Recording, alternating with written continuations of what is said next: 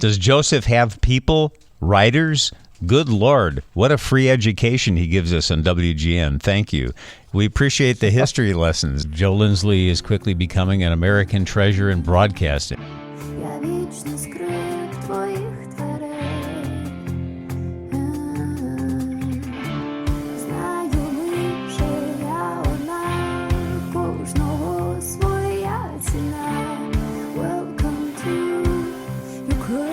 Let's go to Joseph Lindsley in Ukraine. Joseph, I have to tell you about a report I saw in the news yesterday that was unbelievable. There was a Ukrainian soldier who was wounded, and he's in the middle of a field, and the Ukrainians sent a drone to help him. The drone spotted him and actually brought him first aid supplies and water, and then he was able to get back to a place where he could go to safety. And then in that same report, they had a story about the Russians being under fire, and the Ukrainians overpowered them, and the commander of this unit was left behind for dead. Apparently the Russians thought he was dead, but he wasn't, and the Ukrainians came across him and then administered first aid, because that's the order they're given, because sometimes these Russian soldiers can be exchanged later for Ukrainians, and so they had him in their custody. But I mean, just the difference between the Russians leaving their commander for dead and then the Ukrainians sending a drone to help this soldier who was wounded, it was unbelievable. And I know you encounter those stories every day, don't you? Yeah, it is. There, and good afternoon, Bob, from LVIV. There we see the difference. Ukrainians know what they're fighting for. They didn't choose this war. It was forced upon them. They did choose in 2014 to be independent and free, and to be a healthy democracy that was, not a friendly place for corruption.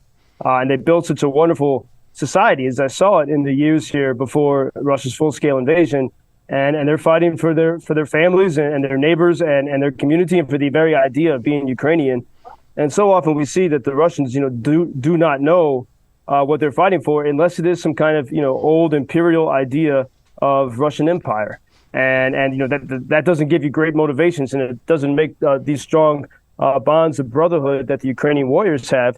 And that story you told about the drone, it also shows, just how valuable and important drones are in this war, not only for surveillance and to find where the enemy is, not only to destroy the enemy, but actually to help save lives. And we've had many donors who listen to this program who sent money for drones, and so they participated in making it possible for a story like that to happen.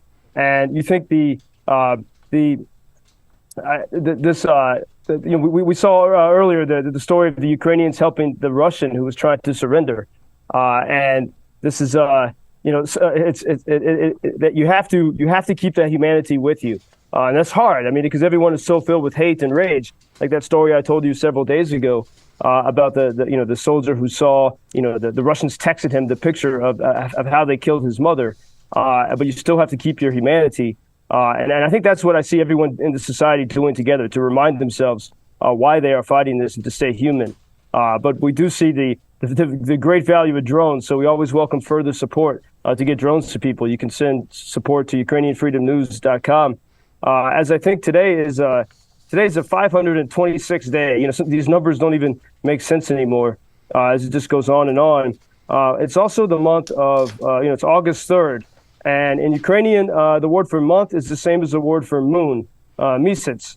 And last month was the month of the linden tree, but now it's the month of serpent, which means the month of the sickle. It's a time of harvest. And we think of what a bountiful country this is. And right now Russia is attacking the grain supplies of Ukraine. And in fact, Russia said just in the past 24 hours that they are open to restoring the grain deal that allowed Ukraine to export through the Black Sea. And it's interesting that Russia is saying that they're open to restoring this deal, because within 24 hours of that deal expiring just a few weeks ago, Russians have, every few days have attacked Ukrainian port infrastructure, Ukrainian grain warehouses, and they've really damaged that infrastructure. So even if there was an ability to restart that grain deal, there would be a lot of rebuilding required. to make that happen. But also on this idea of the sickle, that was the famous Soviet symbol. There's the sickle of the harvest, and then there's sort of that sickle of Sovietism. And in Kyiv, this first week of the month of the sickle of August, workers are demolishing a hammer and sickle symbol that was on this statue in a park in Kyiv. It's sort of like Kyiv's Statue of Liberty. It was built during the Soviet times. It's called the Motherland Monument. It's very dramatic, and it looms over the city on a hill, over the golden domes of the nearby churches. And there was a debate here in Ukrainian society. Should the government or should people spend more money to buy drones, or spend some thousands of dollars to take off the hammer and sickle symbol, that symbol of Sovietism? And the local authorities decided it was important symbolically not to destroy the statue, but to take off the Soviet symbol.